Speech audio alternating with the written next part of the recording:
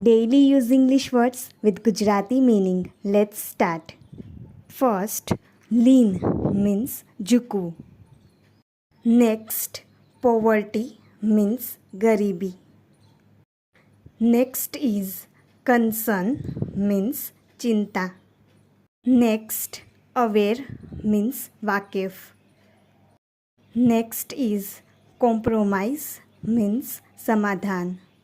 Next, priority means prathmikta.